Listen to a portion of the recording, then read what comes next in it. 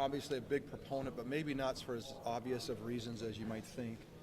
I think it was Ira Miller who pounded into my head that you make the Hall of Fame because you write the book of the NFL and it can't be written without you. That was his thing. And no matter how you feel about Eddie, the thing that he did, and I witnessed it personally, and I actually witnessed it in contrast in Tampa Bay. I witnessed it in the 1987 strike when I think it was Wellington Mara. I don't know if it was him, but it was I want to say it was someone from the Giants. It might have been Ernie Acor. I'm not sure. But during the strike, they said that sooner or later these players have got to realize that we're the owners and they're the chattel. And I thought at the time that's the problem. It's the problem with the NFL and why and it holds us back. Eddie completely ripped up that narrative. And people may be jealous of it, might be frustrated by that, might not like it, might have felt like it was not right. But he tore it up. He and his players were family. To this day, Dan Brown wrote a great article the other day about some of the little snippets. That's just a tip of the iceberg. Still, if you need something from Eddie, anybody who ever played for the team could call him. Call him personally, and he would come to he would figure out a way to help you. And so that relationship, you can kind of put all the context you want around it.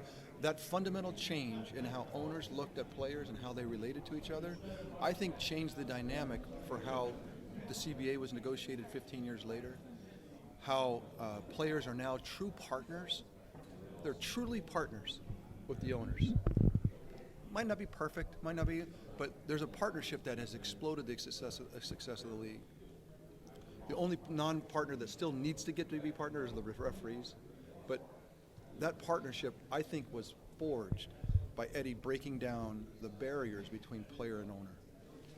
Robert Kraft, name the owner today that's really thriving. He might not say Eddie was his influence, but it broke the ice to allow for owners to have that kind of a relationship with his players. So in my mind, that's a long-winded story, but it's a case that I want to make because you can say, that's fine. Don't vote for him if you think if that's the problem. But if that's not the problem, there's no question in my mind that you cannot write the history of the NFL even close without talking about what he did for the game. That's away from even 5 Super Bowls and all the rest of that stuff. It's really just what he did for the NFL. And I see it every Monday night. I see the teams that are thriving, and I see the owners walking the sidelines. I see guys that are interjecting themselves with the players. They are part of the fabric of the team, and that was unheard of before Ed Bartolo. Your NFL owner has been as emotional and passionate about his team as Eddie. In what ways was that an asset to you as a player? And I'm guessing maybe there were times it was difficult too? Because the owners are untouchable. They're unaccountable. And it's frustrating as a player because you're ultimately accountable.